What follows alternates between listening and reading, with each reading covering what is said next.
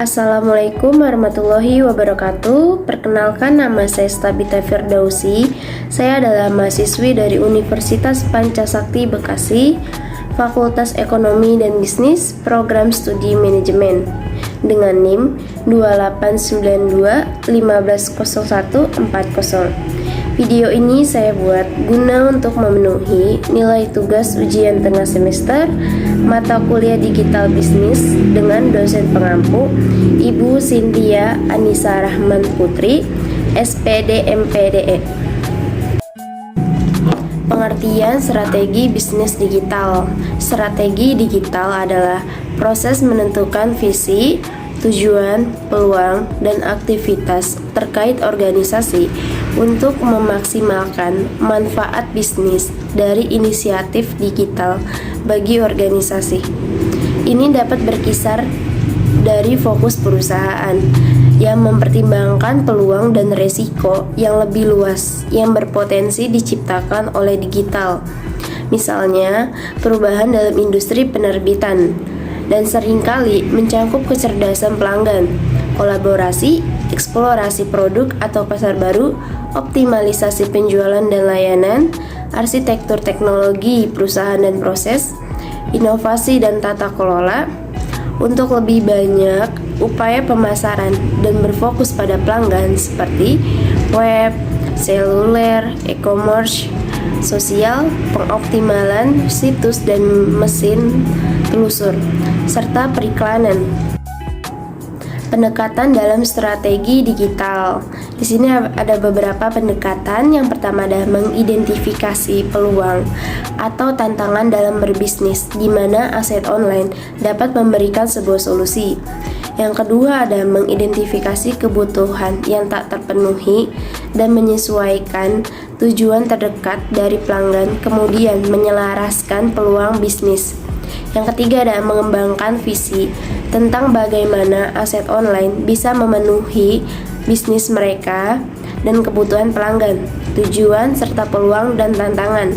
Yang keempat adalah memprioritaskan serangkaian inisiatif online seperti publikasi ataupun optimasi mesin pencari yang dapat menyampaikan visi itu. Dalam setiap tahap tersebut, sejumlah teknik dan analisis dapat digunakan.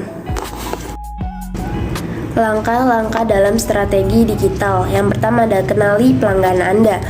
Mengidentifikasi target market dengan tepat akan membantu Anda dalam menyusun strategi marketing yang efektif.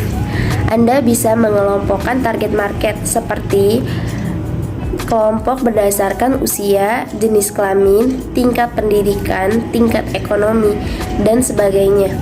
Maka, dengan mengetahui siapa target market, Anda akan terhindar dari terbuangnya waktu dan biaya yang sia-sia. Yang kedua adalah lakukan promosi. Lakukan upaya promosi atau memperkenalkan produk bisnis Anda kepada konsumen. Diusahakan agar promosi dilakukan dengan konsisten, secara terus-menerus dan dengan cara yang kreatif, sehingga pelanggan Anda tidak merasa bosan. Salah satu caranya adalah dengan mengirimkan pesan singkat kepada para konsumen ketika terdapat promosi-promosi menarik. Yang ketiga ada pilih lokasi strategis.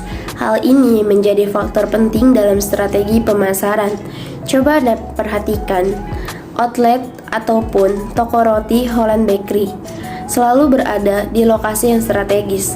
Hal ini merupakan strategi yang digunakan oleh Holland Bakery dalam membidik pelanggan potensial. Untuk itu, usahakan memilih lokasi yang tepat dan strategis agar kesempatan bisnis dapat diakses oleh lebih banyak pelanggan. Yang keempat ada gunakan internet marketing. Internet marketing bisa menjadi salah satu strategi marketing yang sangat efektif. Anda bisa mengetahui selera pelanggan dan juga kebutuhannya dengan menempatkan bisnis pada platform di media sosial.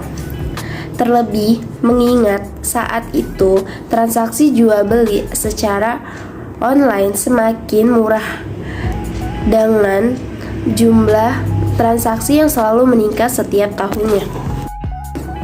Yang kelima ada jalin hubungan dengan pelanggan.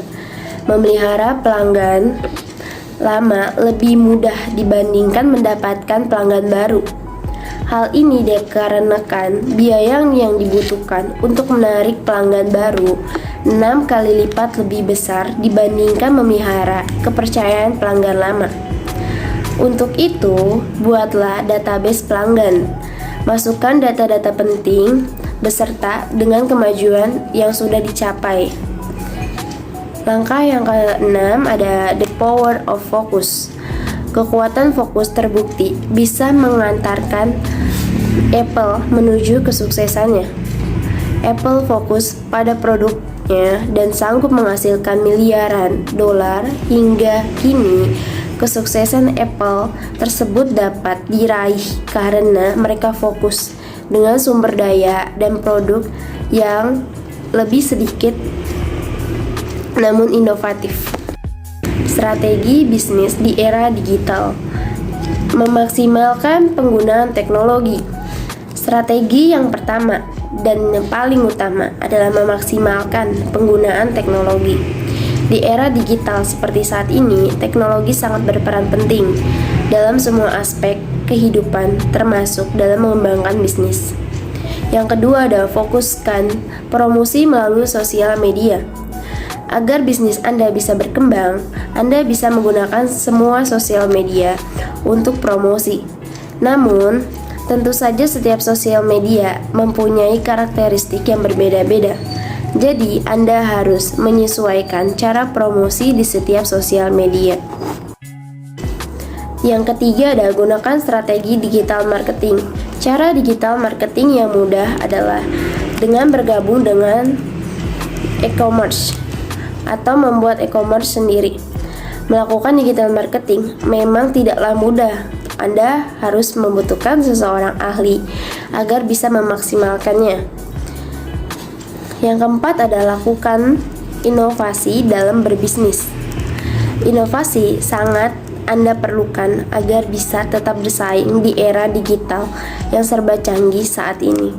Anda membutuhkan inovasi baru agar bisnis Anda bisa berkembang dan tidak monoton.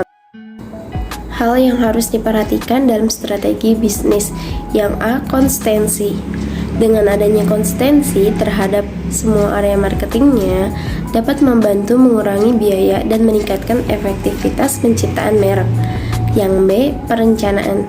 Perencanaan konsep marketing yang akan dijalankan usaha kecil sangat mempengaruhi banyaknya pelanggan yang diperoleh.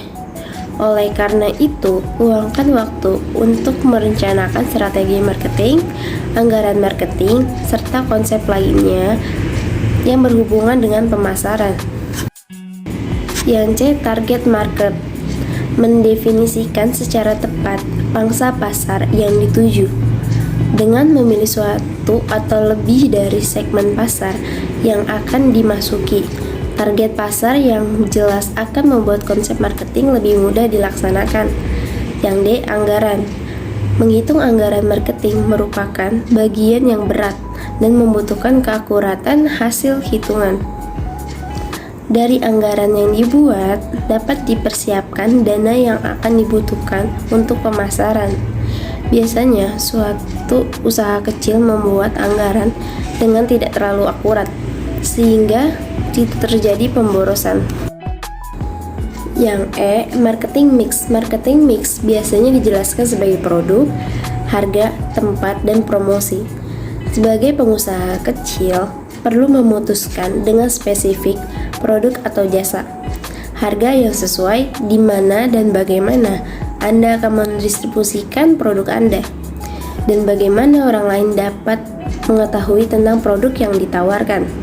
Yang F, customer relationship management. Pengelolaan hubungan dengan pelanggan yang tepat menjadi salah satu hal penting untuk menciptakan konsumen yang loyal dan konsisten. Misalnya saja dengan membuat kartu membership dan memberikan potongan harga tertentu bagi para member. Kesimpulannya, era globalisasi memberikan pengaruh cukup besar bagi pemasaran dan menumbuhkan tantangan-tantangan baru dalam profesi pemasaran masa kini. Pemasar dituntut untuk dapat memahami bagaimana kejadian-kejadian yang ada di berbagai dunia mempengaruhi pasar domestik dan peluang pencurian terobosan baru. Dan tentu saja bagaimana perkembangannya tersebut akan mempengaruhi pola pemasaran perusahaan. Online marketing adalah alternatif usaha yang dilakukan untuk melakukan pemasaran suatu produk atau jasa pada era globalisasi ini. Tentunya melalui atau menggunakan media internet. Cukup sekian materi yang bisa saya sampaikan, kurang lebihnya mohon maaf. Terima kasih. Wassalamualaikum warahmatullahi wabarakatuh.